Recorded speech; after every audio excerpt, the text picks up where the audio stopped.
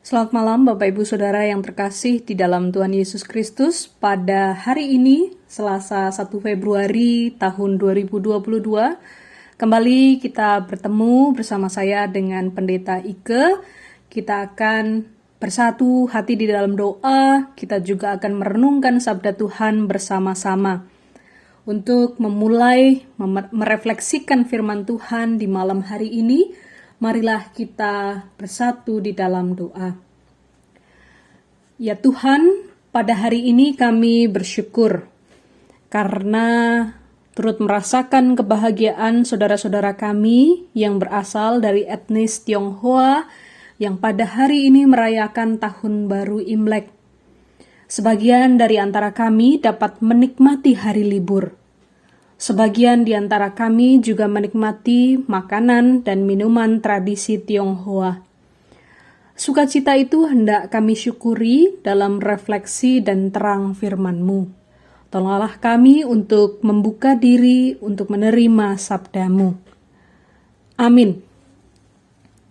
Saudara-saudara, dalam tradisi Tahun Baru Imlek yang dirayakan oleh saudara-saudara kita dari etnis Tionghoa, kita akan bersama-sama merefleksikan tentang keragaman yang terjadi di bumi Indonesia ini melalui firman Tuhan dari Imamat pasal 19 ayat 34.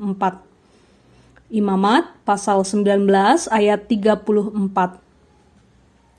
Demikian sabda Tuhan. Orang asing yang tinggal padamu harus sama bagimu seperti orang Israel asli dari antaramu. Kasihilah dia seperti dirimu sendiri, karena kamu juga orang asing dahulu di tanah Mesir. Akulah Tuhan Allahmu. Demikianlah sabda Tuhan bagi kita. Saudara-saudara, pada hari ini sebagian di antara kita barangkali ada yang sedang maupun ikut merayakan tradisi Imlek di tanggal 1 Februari ini. Semarak Tahun Baru Imlek ini sangat terasa jika kita jalan-jalan, berkunjung ke mal di sekeliling kita.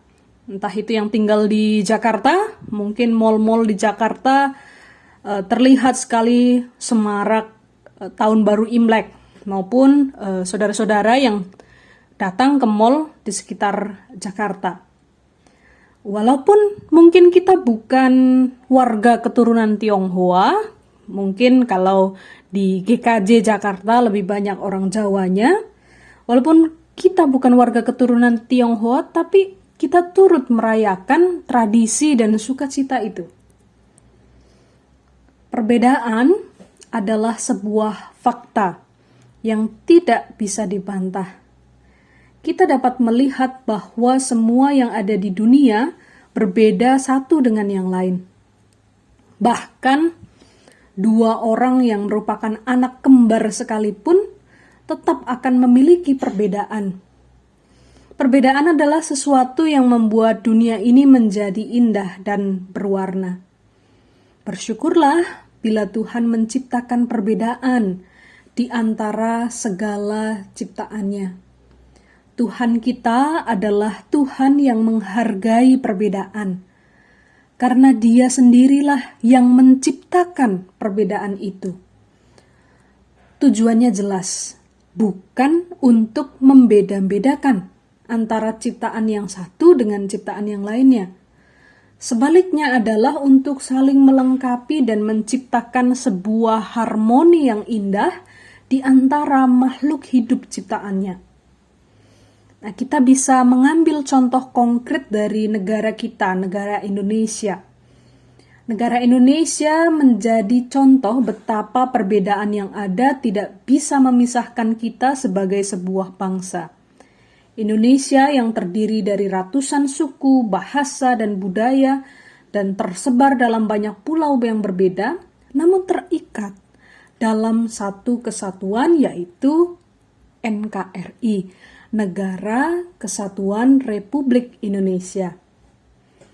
Perbedaan juga bukanlah suatu alasan untuk kita bisa bertindak seenaknya sendiri terhadap orang asing atau orang yang berbeda dengan kita. Nah, hal inilah yang ditegaskan sendiri oleh Tuhan kepada orang Israel dalam Imamat pasal 19 ayat 34 yang tadi kita baca. Bahwa setiap orang asing yang ada di Israel haruslah diperlakukan sama. Dengan siapa? Dengan orang Israel asli. Dan dikatakan di sana bahwa haruslah orang Israel itu mengasihi mereka sama dengan mengasihi diri mereka sendiri. Jadi Tuhan menegaskan sejak awal dunia ini diciptakan, sejak sejarah manusia berlangsung, tidak diperkenankan untuk menjadikan orang yang berbeda dengan kita dengan mengasingkan mereka. Justru sebaliknya, orang yang berbeda dengan kita harus dikasihi sama seperti mengasihi diri sendiri. Kunci untuk dapat menghargai perbedaan yang ada adalah mengenakan kasih sebagai perekat di antara perbedaan. Dengan kasih kita dapat melihat perbedaan sebagai sesuatu yang indah. Perbedaan adalah berkat, tetapi akan berbahaya apabila tidak ada kasih. Baik dalam merayakan keberagaman di negeri kita, termasuk hari ini, keberagaman yang terjadi di Indonesia dengan dirayakannya Imlek, kita ingat pesan Rasul Paulus yang tertulis dalam Kolose pasal 3 ayat 14. Dan di atas semuanya itu, kenakanlah kasih sebagai pengikat yang mempersatukan dan menyempurnakan. Amin. Kita berdoa.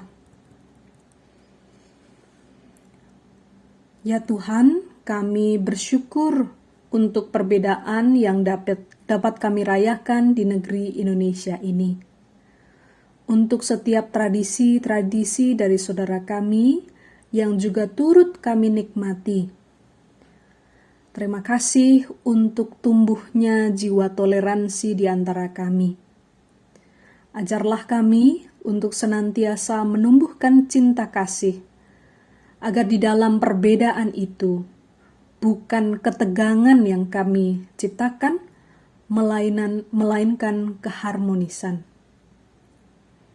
Tuhan, di malam ini kami berdoa untuk saudara-saudara kami yang sedang merayakan Imlek bersama sanak saudara mereka. Kiranya mereka boleh merayakan dengan penuh sukacita, namun dengan tetap berhati-hati dalam perayaan tersebut, karena bagaimanapun kami masih hidup di tengah-tengah pandemi COVID-19, yang bahkan dalam beberapa waktu belakangan ini menunjukkan peningkatan kasus positif. Ya Tuhan, kini kami hendak beristirahat. Biarlah kasih pemeliharaan Tuhan menemani kami di istirahat malam ini. Kami mohon jaga dan peliharalah setiap sanak keluarga kami yang masih belum bisa beristirahat karena pekerjaan dan aktivitas yang masih harus mereka kerjakan. Di dalam nama Tuhan Yesus, kami berdoa. Amin. Selamat beristirahat, selamat melanjutkan aktivitas, Tuhan menyertai.